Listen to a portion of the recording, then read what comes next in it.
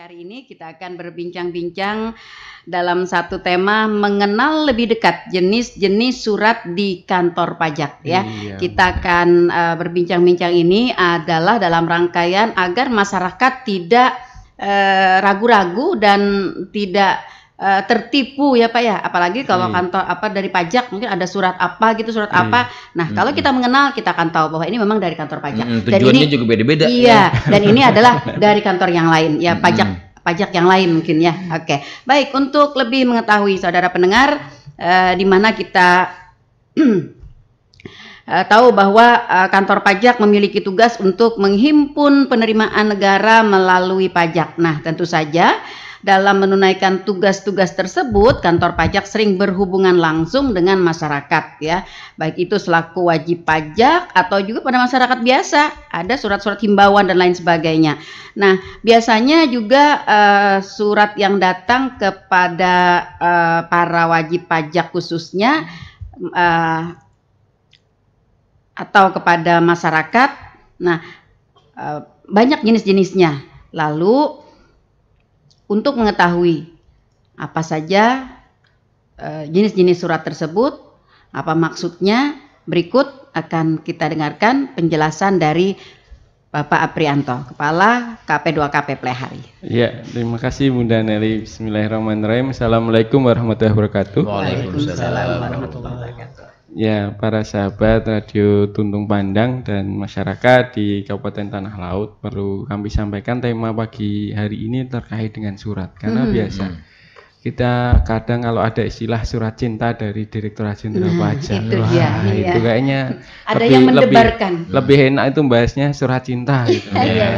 Tapi ini dari kantor pajak gitu. Yang rame dibahas mungkin di kalangan masyarakat. Wah, kalau udah dapat surat dari pajak ini kita gimana ini, gitu. Apakah harus panik? Apakah harus berkata wow gitu?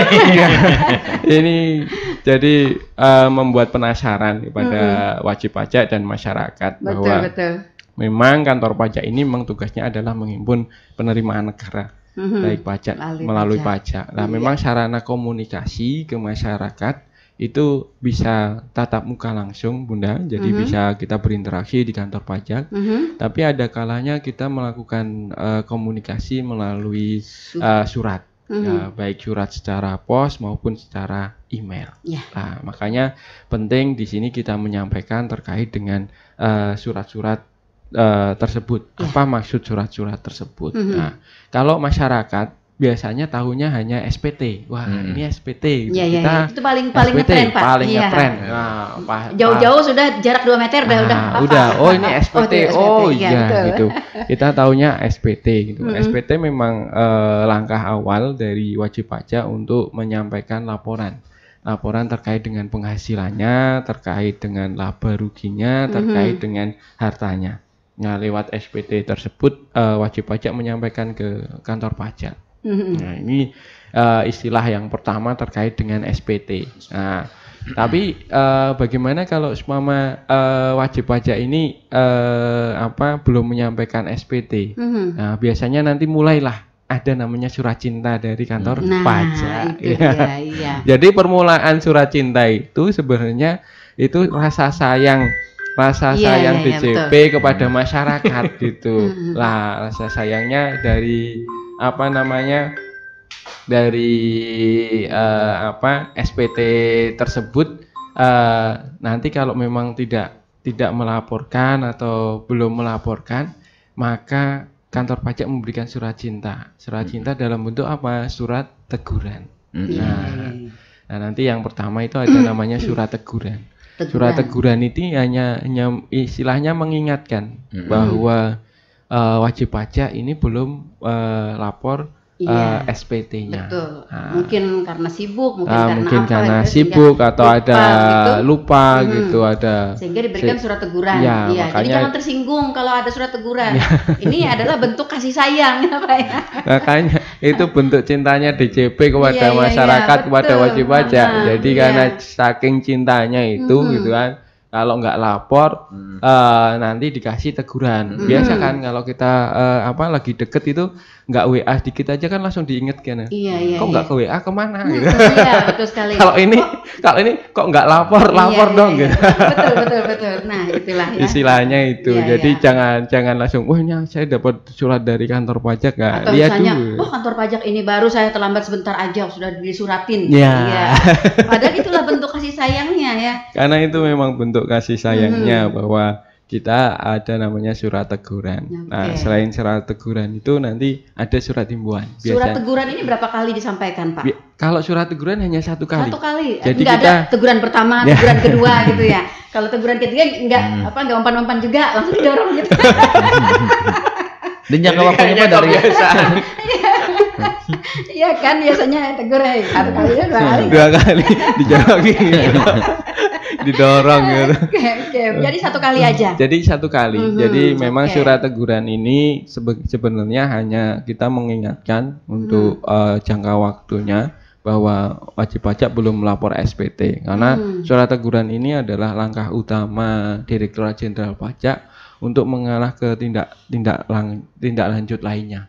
Jadi biar kita bisa proses selanjutnya. Jadi ini adalah langkah awal. Jadi langkah istilahnya masih langkah pembinaan. Iya. Jadi langkah pembinaan diingatkan. Gitu. Kalau jangka waktunya Pak mendapatkan surat teguran? Jadi jangka waktunya biasanya dari kami tidak ada mematok jangka waktunya. Jadi jangka waktu dari surat teguran ini terkait surat teguran. Nanti ada 2 surat teguran. Ada surat teguran terkait lapor SPT, ada surat teguran untuk melunasi utang pajak. Ini beda soalnya. Kalau surat teguran terkait dengan lapor SPT itu nggak ada jangka waktunya. Biasanya nanti setelah ada surat teguran diminta 1 bulan untuk melaporkan. Nah, tapi kalau surat teguran terkait dengan tagihan pajak, jadi sudah ada utangnya nih. Nah, sudah ada utangnya, surat teguran itu akan muncul 7 hari setelah jatuh tempo. 7 hari setelah jatuh tempo. Nah, setelah jatuh tempo, seminggu Bu ya. Ya, ada waktu nanti 7 hari muncul surat teguran, dalam waktu 1 bulan harus dibayarkan. Nah, itu untuk surat teguran ada 2 fungsi itu. Jadi surat teguran terkait dengan lapor SPT dan surat teguran terkait dengan utang pajak, Bunda. Itu yang pertama, Bunda, surat teguran. Tapi ada juga nanti surat himbauan. Surat himbauan ini biasanya karena surat teguran ini hanya sekali, maka kita kantor pajak ada namanya surat himbauan. Kadang nanti himbauan untuk melaksanakan untuk lapor SPT. Nah, surat himbauan ini hanya istilahnya hanya pengingat aja, tidak ada konsekuensi hukum apapun gitu. Jadi hanya mengingatkan wajib pajak untuk lapor. Biasanya bisa surat himbauannya ini per individu, bisa kita minta tolong ke desa atau ke kecamatan, kelurahan. Ini daftarnya wajib pajak yang belum lapor lah.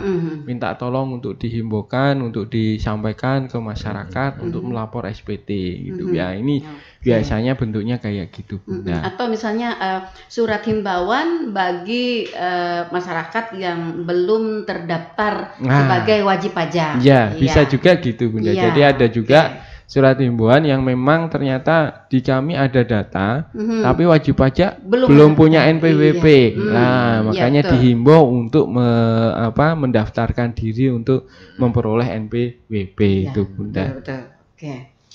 Ya, ini awal, Bunda, terkait dengan surat cinta dari Direktorat Jenderal Pajak ya ada 2 ini. Nah, melangkah ke lebih lanjut, Bunda, yang lebih ekstrim. Bukan ekstrim, masih seram tuh ya. Masih moderat dulu lah. Kalau dari pembukaan langsung tiba-tiba ekstrim lah. Jadi di moderat, jadi ada namanya nanti surat SP2DK gitu. SP2DK itu surat permintaan penjelasan atas data dan keterangan. Nah, ini biasanya yang dilakukan oleh kantor pajak, oleh AR untuk untuk meminta penjelasan kepada wajib pajak. Nah, surat SP2DK ini biasanya memang sudah ada materinya. sudah ada datanya yang diminta untuk diklarifikasi. Nah, ini yang memang harus wajib pajak harus mengklarifikasi data tersebut. Jangan sampai ini surat cinta dicuekin, Bang Iwan. Nggak enak kan kalau dicuekin gitu. Kita udah nyuratin cinta, ternyata orang yang kita cintai nyuekin aja suratnya. Ini diterima apa enggak gitu. Klarifikasinya gimana Pak? Datang langsung atau menanggapi secara tertulis juga? Jadi klarifikasinya bisa datang langsung atau memang bisa tertulis. Bisa tertulis juga ya? Iya, jadi kalau kirim-kiriman nih, kirim-kiriman surat sama kan. Kalau kita cinta-cintaan itu kan kita ngirim surat cinta dibalas dengan surat cinta ya sama.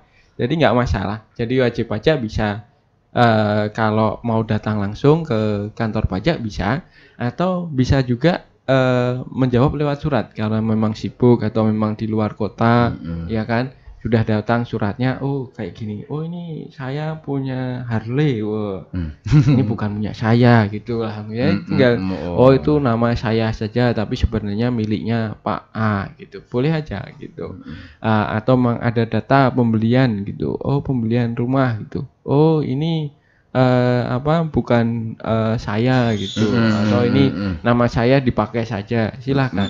Kalau memang oh ya ini memang pembelian saya, nanti saya akan laporkan. Nah ini bentuk klarifikasi. Jadi masih istilahnya masih moderat. Jadi inilah sebenarnya titik awal wajib pajak diberi kesempatan untuk merespon.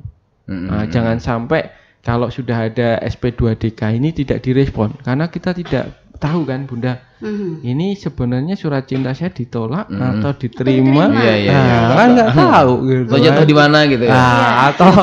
Atau burung merpatinya salah alamat gitu. Iya, nyampeinnya ke lain gitu ya. Nyampeinnya ke lain. Kalau klarifikasi ini Pak surat teguran atau surat yang penagihan tadi Pak, sama saja ya? Jadi bukan, kalau surat klarifikasi hanya klarifikasi data. Biasanya memang ada data. Data itu bentuknya bisa data berupa harta atau data berupa penghasilan. Tapi yang jelas kalau SP2DK itu pasti ada data. Nah, data ini bisa data memang dari luar atau data dari memang adanya kesalahan hitung. Nah, cuma mau wajib pajak kan ini lapor SPT. Setelah lapor SPT ternyata oh tarifnya salah. Oh, ini salah hitung gitu. Lah, nanti kita mengklarifikasinya menggunakan SP2DK tersebut. Apakah setiap wajib pajak yang sudah melakukan aktivitas di kantor pajak itu selalu mendapatkan surat SP2DK ini? Ya, belum tentu Bunda. Belum tentu. Jadi memang kalau yang mendapatkan SP2DK ini memang kalau memang ada data yang perlu diklarifikasi. Kalau kita lapor SPT sudah benar, sudah diisi, sudah betul-betul aja aman. Atau misalnya kita bayar pajak, dengan jumlah sekian, tidak ada lagi klarifikasi begitu? Ya, jadi kalau sudah nggak ada klarifikasi berarti memang tidak ada data. Pertama pasti nggak ada data. Terus berarti kemungkinan perhitungannya sudah benar. Nah, memang klarifikasi ini ada yang kenapa saya diingetinnya lama Pak, udah 2 tahun baru diingetin kalau ada salah gitu. Numpuk jadinya. Numpuk jadinya banyak gitu. Kadang kan kayak gitu. Sempat saya digunya ini udah 3 tahun baru diingetin Pak. Lah memang kantor pajak ini ada kalau sepama satu orang itu membawai bisa sampai 3.000 6.000 wajib pajak. Nah, pasti bekerjanya sesuai prioritas. Iya. Tidak bisa semuanya saya teliti semua. Iya, betul. Pasti dari prioritas, dan kita sudah ada istilahnya sudah menggunakan artificial intelligence atau istilahnya mesin lah. Mana yang harus didahulukan. Nah, biasanya ini didahulukan. Oh, ini ternyata ada data ini ada. Oh, ini salah hitung, salah tarif. Wah, nanti maka itu kita mengeluarkan namanya SP2DK. Nah, SP2DK ini yang kita mohon wajib pajak untuk merespon. Karena apa? Kalau nggak direspon kita nggak tahu. Nah, dan ini sebagai pintu masuk awal untuk sebelum dilakukan tindakan hukum oleh karena kantor pajak itu bisa secara jabatan, bisa sebagai penegak hukum, tapi di awal pasti kita mengedepankan adalah upaya pencegahan, pembinaan. Nah, ini yang SP2DK ini sebagai awal pembinaan. Kalau memang ada ini salah perhitungan, silahkan dibetulkan. Makanya kalau sudah di SP2DK, wajib pajak masih bisa namanya lakukan pembetulan, Bunda. Oke. Di dalam surat SP2DK ini disebutkan atau tidak, Pak? Jangka waktu untuk melakukan apa tadi? Klarifikasi itu. Iya. Jadi biasanya di SP2DK ada jangka waktunya adalah 14 hari.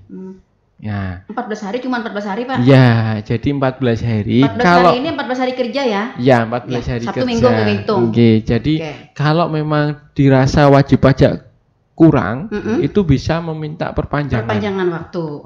Jadi perpanjangan 14 hari lagi. Ya, jadi apa namanya, sampai 5 tahun per hari ini. Nanti panjang. Ya. Ada targetnya mungkin ya, perpanjangan ini ada berapa kali? Jadi hanya 1 kali perpanjangan. Jadi 14 hari, nanti perpanjang lagi 14 hari. Nah, setelah perpanjangan lagi 14 hari, wajib pajak ini harus memberikan klarifikasi. Klarifikasinya bisa datang langsung atau melalui surat. Tertulis tadi. Ya, bisa tertulis. Nah, bagaimana kalau wajib pajak ternyata tidak mengklarifikasi? Ya, tidak mengklarifikasi ketika sudah 2 kali perpanjangan. Nah, apa sanksinya? Dorong ya. Dorong tadi ya. Belum, Bu. Langsung pengennya dorong aja. Ini mumpung tanggal muda pengennya dorong aja Bang Iwan ini. Oke, lanjut Pak. Jadi kalau memang wajib pajak tidak merespon, biasanya nanti kantor pajak akan pertama bisa melakukan visit. Nah, jadi biasanya kita kunjungan, bener nggak gitu kan? Visit ini apakah visit kepada wajib pajak atau visit kepada tempat usaha atau objek? Jadi visitnya ke wajib pajak. Wajib pajak. Jadi kita pasti akan mendatangi sesuai alamat wajib pajak. Kalau memang tidak alamatnya tidak ditemukan atau apa, biasanya nanti kita minta bantuan aparat desa. Saya pikir tadi aparat keamanan gitu. Saya jadi takut tiba-tiba aja Pak Apri datangnya dengan Jadi aparat desa, aparat kelurahan kita, ini apakah rumahnya benar? Betul, gitu. iya. Karena kan kadang ternyata setelah kita surati kenapa enggak balas ternyata orangnya sudah pindah. Iya, gitu. betul. Rumah itu disewakan ternyata, Pak. Nah, ternyata alamatnya alamat sewa gitu. Dulu pakai alamat sewa. Makanya betul. Biasanya kita lakukan visit. Iya, jadi butuh turun ke lapangan ya, Pak ya. Turun ke lapangan. Kenapa kok surat kami nggak ada respon gitu. Dan ini mungkin termasuk yang prioritas tadi, Pak ya. Ya, ini yang prioritas. Nggak semua kita kunjungi. Kalau semua dikunjungi nanti iya. Kalau di KP 2KP sendiri Pak, prioritas ini apakah sistem atau yang atau manual, Pak? Jadi ini proses SP2DK terus visit itu dilakukan oleh AR dari Banjarbaru. Nah, jadi ini memang prosesnya itu yang sudah dilakukan oleh pengawasan. Istilahnya ini sudah masuk dalam saya bilang tadi moderat. Kalau moderat itu udah pengawasan. Kalau kami hanya penyuluhan. Di KP2KP kan penyuluhan, makanya suratnya berupa surat himbauan, surat meminta untuk datang sosialisasi gitu. Hanya itu langkah awal. Jadi artinya, kalau langkah awal kantor KP2KP ini ada jenjangnya ya Pak ya. Jadi untuk mengeluarkan surat-surat itu ada kewenangan masing-masing. Jadi tidak semua dari kantor KP2KP tidak. Di kami hanya terkait dengan surat himbauan, surat sosialisasi gitu, penyuluhan gitu. Menegur tadi? Nah, kalau yang menegur itu dari Banjarbaru. Oh begitu. Pantas sampai nggak pernah negur saya. Saya ketemu di jalan nggak ditegur saya. Hanya masing-masing dalam mobil. Jadi kayak surat teguran SP2DK ini masih ranahnya istilahnya di kami itu pengawasan. Jadi belum sampai penegakan hukum. Jadi hanya pengawasan, masih pengawasan, pembinaan. Nah, ini kalau memang nggak direspon nanti tadi dilakukan visit. Nah, nanti di visit itu waktu visit kalau ketemu wajib pajaknya bisa melakukan klarifikasi langsung gitu. Ini kenapa inilah. Jadi jangan panik kalau dapat surat cinta dari pajak SP2DK itu ya udah tinggal diklarifikasi apakah benar data tersebut, intinya gitu. Kalau memang wajib pajak kesulitan atau menerjemahkannya apa ya gitu, banyak sekali wajib pajak yang di sini dapat SP2DK, wah kalau harus saya ke Banjarbaru susah agak gitu repot, atau repot gitu, silahkan KP2KP. Ini untuk konfirmasi awal. Ini artinya data surat SP2DK ini dikeluarkan oleh Banjarbaru. Tetapi untuk klarifikasi bisa ke KP2KP. Jadi untuk konsultasinya. Jadi konsultasinya bisa ke KP2KP Plehari. Biasanya nanti di SP2DK itu sudah dicantumkan nomornya, nomor telepon yang dihubungi. Oh begitu. Nah nanti bisa lewat surat atau bisa datang atau bisa lewat telepon aja. Mengklarifikasi kayak gitu. Jadi mengklarifikasi data tersebut. Tapi kalau umpama dapat surat, ini maksudnya apa? Ini surat gitu kan? Udah nggak usah panik, datang aja KP2KP. Ini suratnya minta maksudnya apa? Minta penjelasan. Apa yang harus saya lakukan dengan surat ini? Apa yang saya lakukan dengan surat ini? Nanti Bapak Ibu wajib pajak bisa, oh ini terkait data ini Pak, ini data ini, benarkah datanya kayak gini? Kalau misalnya langsung klarifikasi ke KP2KP tidak bisa ya? Nggak bisa, karena kewenangannya bukan kewenangan kami. Karena nanti yang menerima respon klarifikasi adalah bagian AR, istilahnya di kami. Kalau Bang misalnya, pokoknya ulun pengen laporan pian aja lagi kesananya. Jembatan aja. Iya, ulun kesananya pian aja lagi, ulun pokoknya lapor dengan pian. Nanti saya kasih nomor HP-nya. Oh ya, ini saya teleponkan aja nomor HP. Iya. Kalau enggak nanti dari petugas biasanya bisa janjian ketemuan di KP2KP. Ini yang sering dari Banjarbaru datang ke sini ketemuan janjian nanti klarifikasinya di KP2KP. Siapa tahu mungkin dari Plehari misalnya banyak yang butuh klarifikasi begitu ya. Jadi dikumpulin gitu. Jadi bemamainya bisa semuanya buka kelas. Ya betul. Kita buka kelas di KP2KP. Oke, lanjut. Jadi setelah diklarifikasi, ini ada data, ada pilihan. Oh kalau datanya tidak benar, ya berarti ya udah selesai. Oh datanya nggak benar nih, bukan saya gitu atau apa gitu. Oh berarti udah selesai. Tapi kalau emang ini datanya benar, wajib pajak diberi kesempatan Bunda untuk melakukan pembetulan. Tadi kan sudah lapor. Ternyata salah hitung nih. Kalau enggak, omsetnya kurang nih, ternyata diketemukan dari pajak omsetnya sekian gitu. Nah silahkan dilakukan pembetulan oleh wajib pajak sendiri. Pembetulan yaitu dengan lapor SPT kembali, dengan merubah melakukan pembetulan. Misalnya omsetnya dari 1 miliar jadi 3 miliar gitu. Nah nanti silahkan. Berarti bayar pajaknya lebih banyak. Kalau misalnya begini, pada saat lapor SPT, anggaplah misalnya yang jadi objek ini misalnya tanah atau toko bangunan misalnya ya. Nah di dalam taksiran misalnya kan bisa ya kita misalnya kayak ada pembicaraan gitu dengan misalnya saya beli gitu Pak. Saya membelinya misalnya 500 juta. Nah lalu nanti kita andak di SPT misalnya jadi 200 juta. Nah, kemudian pajak kan beberapa waktu yang lalu kita sudah tahu bahwa pajak ini link ya dengan berbagai lembaga. Diketahui misalnya bahwa ternyata itu adalah 500. Nah, apakah dalam hal ini juga pajak bisa memberikan surat SP2DK ini kepada wajib pajak? Iya, jadi seumpama gini, misalnya transaksi tanah jual beli. Misalnya saya beli sebenarnya harganya 500 juta ini. Tapi biasanya kan udah di notaris kita anggap jual belinya 300 gitu. Akhirnya bayar pajaknya kan hanya atas 300 juta. Nah, padahal sebenarnya 500. Nah, suatu saat kalau ketahuan, maksudnya ini sebenarnya ini 500 nih kok kenapa ini yang dilaporkan baru 300 gitu. Nah, nanti namanya SP2DK, minta klarifikasi. Nah, nanti kalau seumpama sudah dapat, oh iya, ketahuan juga ya ternyata. Kalau lebihan diam, Mbak. Kalau lebihan ngomong, kalau diam kurang. Kalau kurang diam nih. Kalau kurang diam. Oke. Jadi langsung ini kurang. Lah makanya wajib pajak lapor kembali dan membayar kembali kekurangannya. Nah, nanti dibayar lagi kekurangannya berapa, nanti dibayarkan. Kalau sudah ada kekurangan, ini harusnya 300, kenanya harusnya 500 baru dibayar 300. Nah, umpama misalnya baru bayar lagi 200 itu 1 tahun berikutnya, maka ada namanya sanksi. Nah, biasanya kalau sudah ada sanksi, itu kantor pajak mengeluarkan namanya surat tagihan pajak. Nah, ini istilah lagi nih, surat surat tagihan pajak. Lah, surat tagihan pajak itu untuk apa, Bunda? Jadi untuk kantor pajak menagih. Kalau ini sudah ada angkanya. Untuk menagih apa? Menagih kurang bayarnya atau menagih dendanya. Misalnya apa? Denda nggak lapor.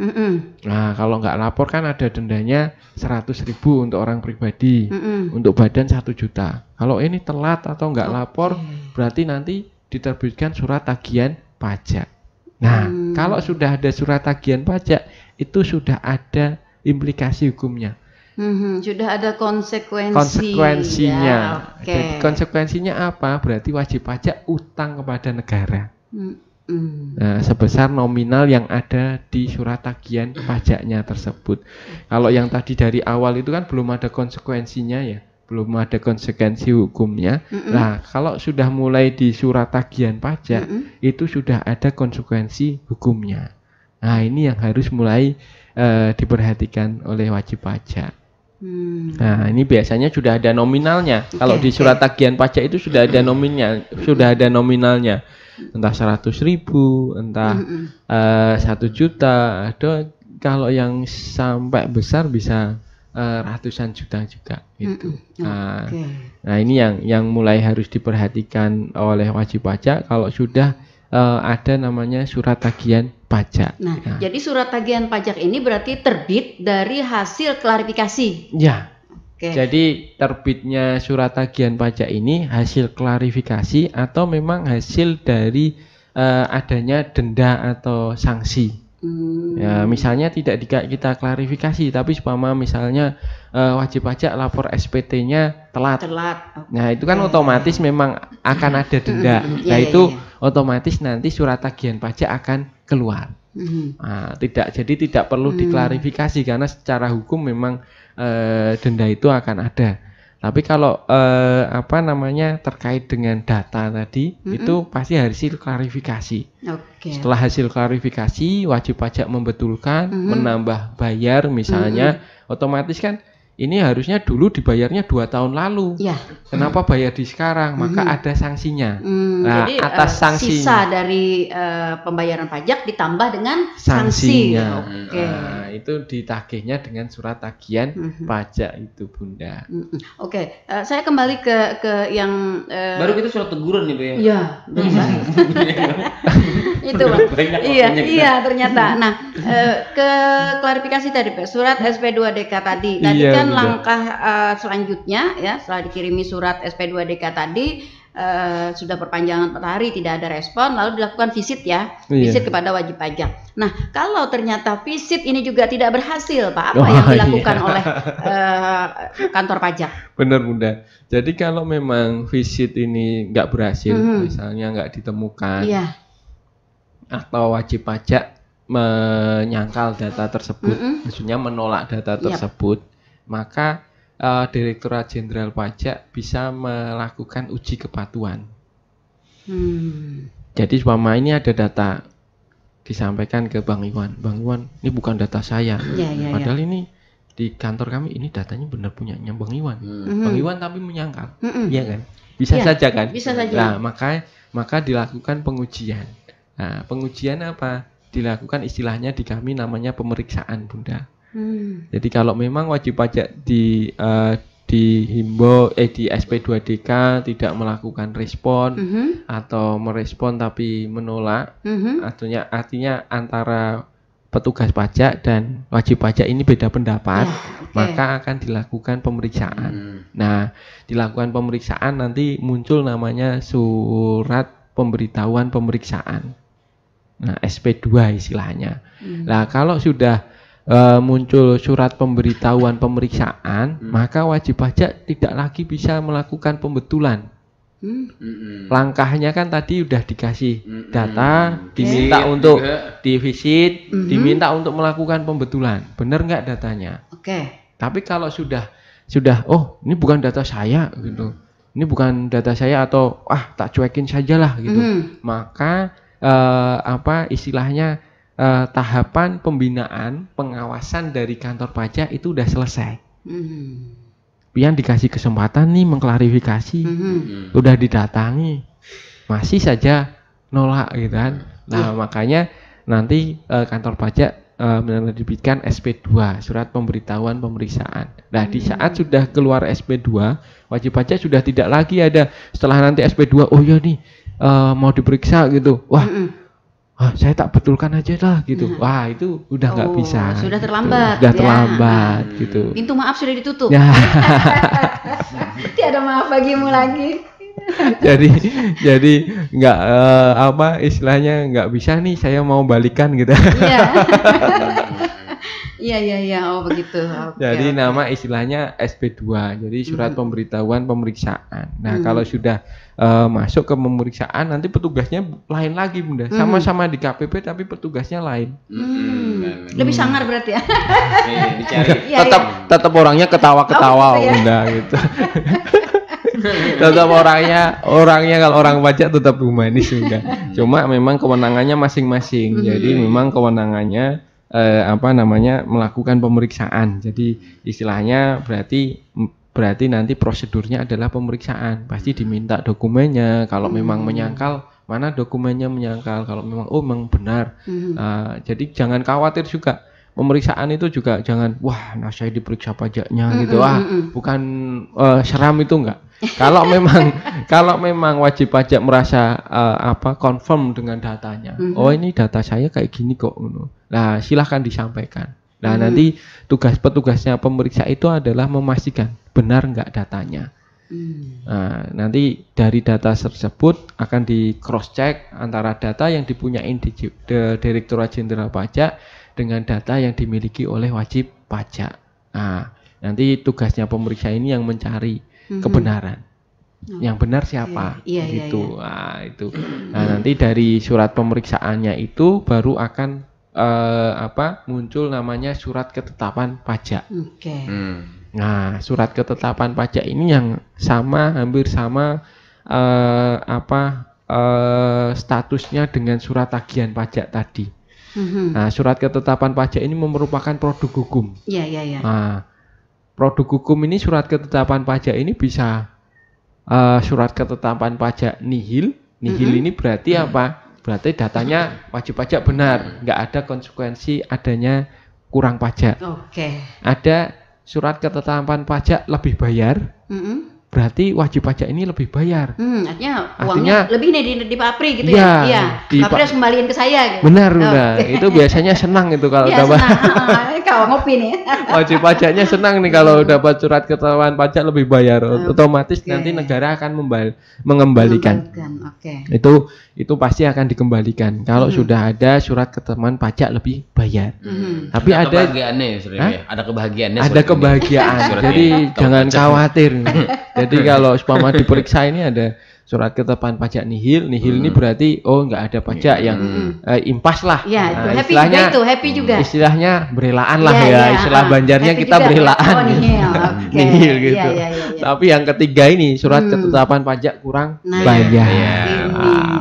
Kalau sudah ada surat ketetapan pajak kurang bayar, ini yang harus dilunasi oleh wajib pajak. Gitu. Ini yang bikin dahi berkerut. Biasanya kalau udah aduh. Apa ini ya? Nah, ini gimana ya? Ngelihat suratnya udah emosi. Itu Bunda. Tapi prosedurnya juga tidak langsung serta-merta bahwa kita mengeluarin surat ketetapan pajak itu serta-merta dari petugas langsung dikeluarin enggak. Biasanya ada prosedurnya. Jadi setelah nanti data-data diminta, kita klarifikasi. Sudah clear nanti kita sampaikan dulu. Ini hasil kami awalnya kayak gini. Namanya surat dapat diterima atau tidak gitu ya. Nanti wajib pajak bisa menyangkal. banyak banget sekalinya ini. Gitu. Tapi katanya pajak ini kan data yang iya bujur aja, tapi itu banyak. Itu artinya masih ada kesempatan untuk kita mengklarifikasi, Bunda. Maksud saya menegosiasi, Pak. Iya. Nah, kalau negosiasi bukan negosiasi, takutnya nanti namanya? orang iya, betul. Setelah negosiasi itu nanti saya menggunakan data apa ya? Jadi istilahnya bisa menyangkal atas data tersebut. Nah, iya itu betul. Jadi datanya kantor pajak sekian gitu. Oh enggak, saya sekian. Silahkan. Jadi wajib pajak pun nanti bisa menyangkal. Jadi kalau nanti wajib pajak menyangkal, tapi petugas pajak firm bahwa misalnya kurang bayarnya 100 juta gitu. Firm 100 juta. Nah, nanti wajib pajak saya nggak yakin itu 100 juta. Menurut saya data saya hanya 80 yang kurang. Nah, silahkan wajib pajak berhak melakukan penyangkalan. Walaupun nanti yang keluar adalah tetap 100 juta. Ya, penyangkalannya berarti gimana gitu. Jadi prosedurnya kalau memang menyangkal nggak apa-apa, tapi umpama nanti karena petugas pajak ini firm dengan angka 100 juta, nah nanti yang keluar tetap 100 juta. Kecuali setelah menyangkal itu dikasih data disangkal ini 80. Oh iya benar 80, maka keluarnya juga 80. Tapi kalau kantor pajak juga firm dengan angka 100 dan wajib pajak juga firm angka 80, nggak ketemu kan ini? Iya betul. Maka tetap keluar adalah SKP-nya 100 juta. Nah, tapi nanti yang dianggap utang pajak adalah 80 sesuai dengan datanya wajib pajak. Lah yang 20 kayak gimana? Yang 20 maka wajib pajak harus menyampaikan keberatan. Nah, nanti prosesnya ada sampai keberatan. Oh, keberatan nih saya yang 20 ini keberatan. Nah, nanti diproses lagi. Prosesnya bukan lagi di KPP. Prosesnya nanti di Kanwil. Kanwil yang memutuskan keberatannya wajib pajak ini udah benar nggak? Nanti dimintain datanya. Data dari petugas pajak kayak gimana, data dari wajib pajak kayak gimana. Nah, nanti istilahnya di Kanwil itu namanya dianalisis oleh namanya penelaah keberatan. Nah, nanti kalau wajib pajak benar wajib pajaknya, maka yang 20 tadi istilahnya disetujui bahwa hanya 80. Nah, tapi kalau petugas pajaknya yang benar. Nah, nanti berarti kayak menguatkan surat ketetapan pajak tadi bahwa 100 ini yang benar. Menguatkan putusan yang terdahulu. Nah, tapi nanti wajib pajak saya nggak terima nih. Silahkan. Nanti namanya ada istilah banding. Nah, banding itu nanti sampai ke pengadilan pajak. Oh, begitu. Oh iya, nanti yang memutuskan benar atau enggaknya itu ya hakim pajak. Kalau hakim nanti yang benar wajib pajak, ya udah berarti selesai. Hanya cukup bayar 80. Tapi nanti kalau ternyata yang benar kantor pajak, berarti yang 20 tadi tetap harus dibayar oleh wajib pajak. Gitu, Bunda. Tadi kan permasalahannya nih ada ketidaksinkronan ya antara penghitungan dari pajak dengan penghitungan dari si wajib pajak. Kalau misalnya surat ketetapan pajak ternyata sudah keluar, datanya benar saja, tapi ternyata si wajib pajak merasa tidak mampu untuk membayar ketetapan yang ditetapkan oleh pajak tadi. Nah, apa yang harus dia lakukan? Surat miskin. SKTM-nya. Ketetapan miskin. Jadi kalau memang datanya sudah benar, wajib pajak benar nih datanya. Cuma angkanya segitu banyak ternyata sekali. Kan kita tidak tahu nih. Kita kasih data sebanyak-banyaknya gitu kan. Ternyata setelah keluar mengagetkan gitu. Nah, ini apa yang harus dilakukan? Jadi apa yang harus dilakukan? Jadi wajib pajak bisa minta namanya mengangsur, Bunda. Oh. Iya. Jadi permintaan untuk mengangsur. Misalnya utang pajaknya tadi 100. Wah, kalau bayar sekaligus 100 juta berat nih gitu. Nah, nanti ada surat permohonan pengangsuran terkait dengan utang pajak. Nah, nanti dari kantor pajak ini akan melakukan penelaahan. Benar nggak punya uang gitu. Iya, betul. Kan Jangan-jangan sebenarnya punya uang cuma diputerin aja. Bukan, di bawah tilam. Kan tidak terlacak. Kalau di bank kan pasti terlacak oleh Pak Aprianto. Ya, di bawah tilam.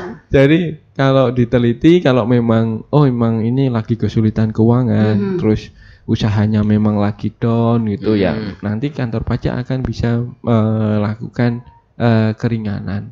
Keringanan dalam bentuk apa? Angsuran tadi. Misalnya diangsur 12 kali gitu. Oke. Artinya tindak lanjutnya dari kantor pajak setelah terbitnya surat ketetapan pajak ini tidak mungkin dikurangin ya Pak?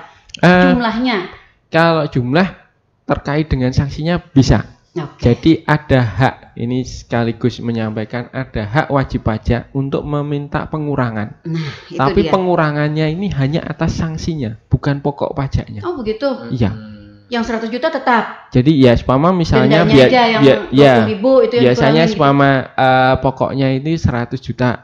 Ada sanksinya. Biasanya kalau SKP itu ada pokoknya. Pokoknya 100 juta terus sanksi atas keterlambatannya itu misalnya 20 juta. Berarti 120 misalnya.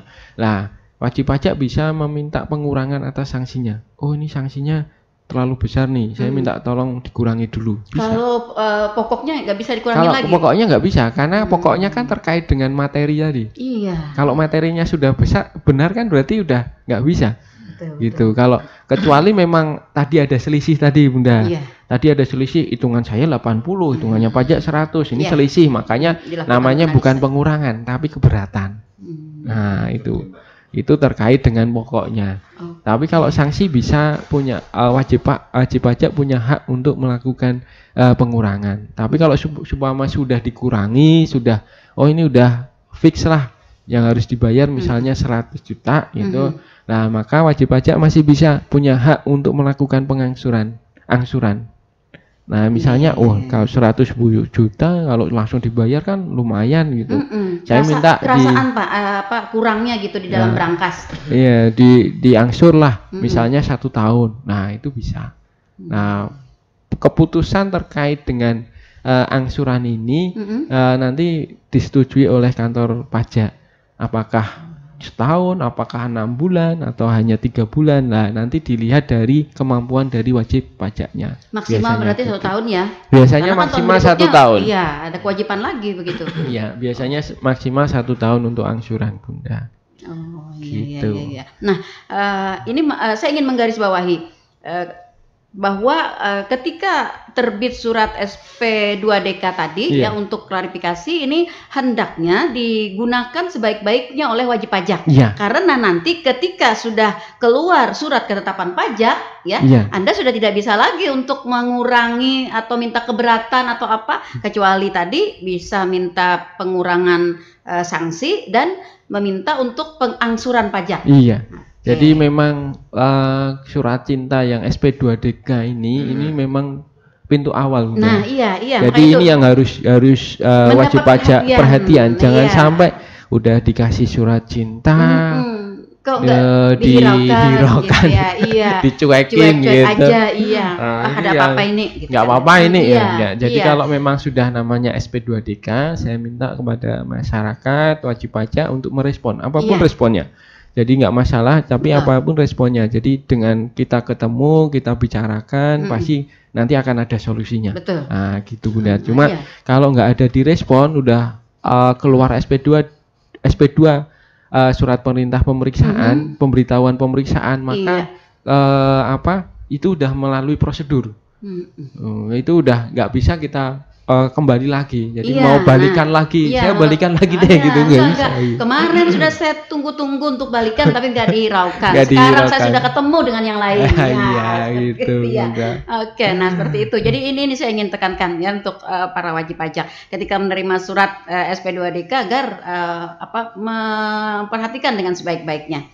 Khawatirnya nanti Pak ketika sudah keluar surat penetapan pajak angkanya mengejutkan begitu. Jadi pertentangan dengan pajak. Iya, makanya lebih enak kalau memang dari awal itu memang surat di SP2DK ini memang udah respon. Nah, enak lagi waktu dilakukan penyuluhan. Nah, penyuluhan itu tanya sebanyak-banyaknya ke penyuluh, ke kami di KP2KP kalau memang ada yang tidak paham terkait dengan aturan-aturan perpajakan atau enggak pengisian terkait dengan SPT. Betul. Ini masih tahap awal itu memang di kami di pelayanan penyuluhan itu tahap awal.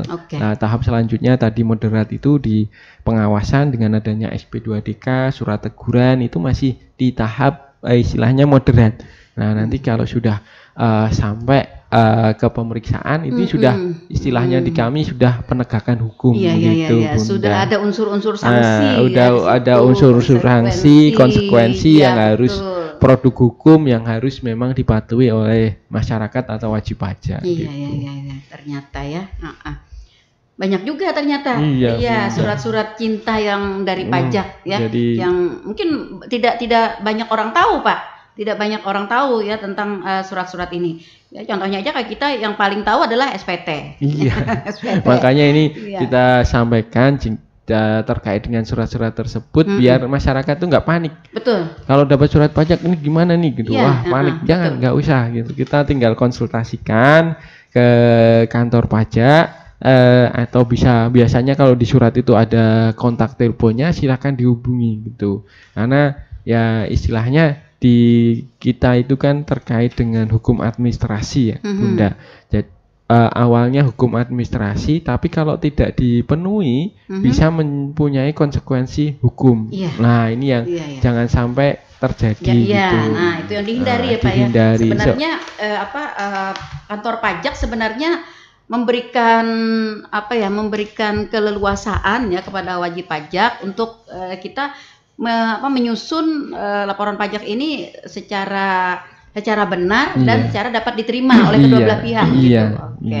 Punya hak berkonsultasi juga. Iya, itu tadi ya. Makanya itu supaya antara kantor pajak dengan wajib pajak ini tidak terjadi gap ya. Saya khawatir tadi ini seenaknya aja kantor pajak menetapkan sebesar ini. Ya, nah kan kita tidak terima gitu kan. Jadi memang ini antara negara dan rakyat ini jangan sampai negara sewenang-wenang. Iya, betul. Nah, jadi memang ada aturannya, ada hak-haknya, warga negara juga punya hak. Jadi negara juga punya hak. Nah, nanti terkait adanya selisih antara kantor pajak dengan wajib pajak itu bisa sampai nanti di pengadilan. Jadi hakim yang memutuskan mana yang benar gitu. Bisa juga kan pegawai pajak yang salah kan ngitungnya. Betul. Bisa juga kan gitu. Pegawai pajak juga manusia. Makanya saluran-saluran itu dibuka juga oleh aturan atau undang-undang. Jadi tidak akan negara sewenang-wenang kepada wajib pajak. Asal memang wajib pajaknya memang benar. Gitu aja, Bunda. Gitu. Dalam hal misalnya sengketa ya, selisih dari perpajakan ini tadi belum selesai pada tahun tersebut. Nah, apakah wajib pajak diwajibkan untuk tetap membayar pajak di tahun yang berikutnya sesuai dengan ketentuan surat ketetapan pajak yang terdahulu. Jadi kalau memang ada sengketa, biasanya dituliskan di situ di surat ketetapan. Misalnya tadi contohnya surat ketetapan pajak dari petugas pajak 100, tapi yang disetujui oleh wajib pajak 80. Maka 80 itu yang dibayarkan dulu. Yang 20 tidak dibayarkan dulu. Nanti sampai ada keputusan dari seumpama memang sampai ke pengadilan, putusan hakim, ini yang benar pajak berarti 20-nya baru dibayar. Ini yang benar wajib pajak berarti nggak dibayar. Nah, gitu. Jadi biar adil, jadi masyarakat juga tidak dirugikan. Jadi mana yang disetujui oleh wajib pajak itu yang dibayarkan. Nah, terkait memang kalau memang ada selisih dan yang dilakukan keberatan atau banding itu ternyata wajib pajak salah, yang benar adalah petugas pajak, maka memang akan ada tambahan sanksi. Nah, itu konsekuensi, Bunda. Saat saya nolak, saya protes gitu kan. Nah, ternyata yang benar memang petugas pajak gitu. Ternyata ya berarti memang ada tambahan sanksi gitu, Bunda. Oke, baik. Saya dari tadi belum mendengar nih suaranya Mas Dede. Sudah habis. Mas Dede selaku pelaksana, Dari surat-surat yang tadi disampaikan oleh Pak Aprianto, ini prosentasi untuk Kabupaten Tanah Laut aja, untuk Kabupaten Tanah Laut dari sekian surat ini, prosentasi yang lebih banyak surat dikeluarkan itu yang mana untuk masyarakat Tanah Laut? Kita akan menguji sampai sejauh mana ketaatan masyarakat Tanah Laut terhadap pajak. Mana yang lebih banyak? Kalau yang lebih banyak sih, kalau yang sampai ke kantor ya Bu, soalnya kan yang proses ini KPP Banjarbaru. Jadi kalau yang masyarakat datang ke kantor pajak itu kebanyakan terkait surat teguran. Entah belum lapor, biasanya karena kebanyakan belum lapor. Oke, artinya tingkat kesadaran masyarakat Tanah Laut sudah cukup tinggi. Cukup tinggi. Ya, cukup. Tidak ada sampai kepada belum sampai yang ke tahap moderate tadi, belum sampai. Betul sekali. Nah, lalu untuk pelaksanaan di lapangan dengan para wajib pajak, kan tidak ada permasalahan kan ya, tidak selama ini belum ditemukan begitu ya, ada ada gugatan atau keberatan pajak dari wajib pajak Tanah Laut, belum ada ya? Mungkin kaget aja sih Bu. Kaget surat cinta. Surat cinta ya, biasanya kan kalau dapat surat cinta dari kantor pajak itu biasanya di pikiran itu sudah bayar aja gitu. Ternyata disuruh lapor aja gitu. Jadi kami bagian untuk konsultasi aja Bu, menjelaskan sebenarnya ini cuma disuruh laporan aja gitu. Oke. Pernah melakukan eksekusi nggak? Kalau eksekusi belum pernah Bu. Iya, Tanah Laut tidak ada ya? Soalnya itu kan langsung ranahnya Banjarbaru. Banjarbaru ya. Langsung airnya yang datang. Iya. Oke, artinya aman terkendali ya? Sudah jempol. Aman terkendali apa diam-diam aja Pak Aprin? Atau sulit bicara ya? Jadi karena kalau memang yang sudah masuk menegakkan hukum, biasanya memang individu itu biasanya ya udah berhubungannya langsung memang ke Banjarbaru. Nah, jadi terkait dengan SP2DK itu hanya mungkin ada 1-2 yang memang perlu penjelasan konsultasi ke kami. Tapi biasanya terkait dengan SP2DK atau pemeriksaan biasanya langsung ke petugasnya di Banjarbaru. Tingkat konsultasi kita juga tinggi ya Pak ya? Iya, jadi memang tingkat konsultasinya juga tinggi. Jadi wajar lah memang masyarakat juga perlu terkait pendidikan terkait dengan pajak juga gitu. Perlu penjelasan yang real ya. Iya gitu. Tapi kalau proses dari semua surat-surat tadi pasti juga paling banyak itu pasti di yang proses awal. Karena ini kan lebih banyak ya. Baru yang proses sampai pemeriksaan itu jumlahnya pasti berkurang, semakin ke atas prosesnya berkurang, karena juga nggak mungkin kita melakukan pemeriksaan semua wajib pajak gitu kan, nggak mungkin karena petugasnya juga terbatas. Jadi memang prioritas itu yang dilaksanakan. Tapi ada nggak? Ada. Kalau ditanya ada nggak yang wajib pajak di Tanah Laut diperiksa, ada. Bahkan sampai ada nggak sampai di penyidikan gitu kan, misalnya gitu. Orang di Tanah Laut ada nggak? Ada gitu. Cuma frekuensinya sangat sedikit gitu. Makanya ini kita hanya menyampaikan terkait dengan surat-surat tadi apa yang harus kita lakukan sebenarnya. Jangan sampai frekuensi itu naik gitu ya. Gitu. Pertama yang ditekankan terkait surat-surat ini, pertama jangan panik. Terus hati-hati penipuan. Nah, itu tadi makanya itu yang kita tekankan. Betul. Kadang ini ada surat bener nggak dari pajak gitu kan. Nah, mendingan dikonsultasikan aja. Betul. Kalau memang khawatir, takut gitu kan, dikonsultasikan bener nggak ini suratnya. Kalau ragu-ragu berarti ya bener kan. Yang ketiga bahwa terkait dengan surat-surat tersebut tidak ada biaya. Jadi jangan sampai ini diminta ada surat ini diminta petugas pajak ini biaya sekian gitu, nggak ada. Admin. Nah, biaya admin. Iya. Saya ngantarkan nih, biaya transport. Jadi tidak ada sepeser pun biaya atas diterbitkan surat-surat tersebut, Bunda. Jadi jangan sampai ada yang menyalahgunakan. Karena bisa saja ini saya dapat surat nih. Kasih ke Bang Iwan. Iya. Jangan Bang Iwan ya.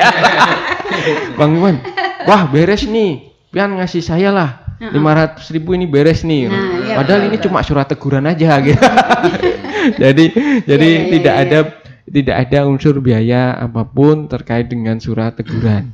Jadi untuk ke petugas pajak itu nggak ada Jadi kalau memang ada surat tagihan pajak, bayarnya ke bank. Oh ini memang ada pajak yang kurang. Ada SKP itu surat ketetapan pajak ada yang kurang, bayarnya ke bank. Jadi tidak ada biaya apapun untuk terkait dengan surat-surat yang dikeluarkan oleh Direktorat Jenderal Pajak. Nah itu Bunda, 3 penekanan itu. Betul. Jadi jangan panik, hati-hati penipuan dan tidak ada biaya. Nah ini yang kami tekankan untuk masyarakat dan wajib pajak. Yang penting Bapak Ibu wajib pajak adalah merespon karena sebagai warga negara yang baik, apabila ada surat kita respon. Itu betul. Aja Bunda. Nah itu tadi yang ingin kita tekankan ya. Kenapa harus kita sampaikan jenis-jenis surat-surat ini? Karena apalagi sekarang di tahap era digitalisasi ya. Nah, jadi semuanya tuh bisa dibikin begitu ya. Logonya kantor pajak, tanda tangannya Pak Aprianto ya. Wajahnya Mas Dede digambar itu juga. Nah, ini loh. Sebenarnya kamu Bang Iwan mestinya kan denda nih 500.000. Nih, harus dibayar nih hari ini. Nah, sekarang bayar dengan saya 2,5 aja. Nanti saya betulkan ini. Nah, ternyata bukan ya, ternyata palsu. Nah itu tadi yang perlu juga kita tekankan.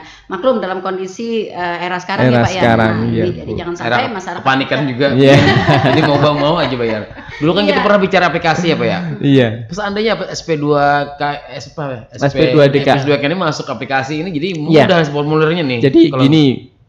Ini bicara next ya, to be-nya. Ini to be-nya. Jadi betul. Di to be itu nanti aplikasi namanya Siap. Nanti dimulai 2024 kalau nggak salah Juli.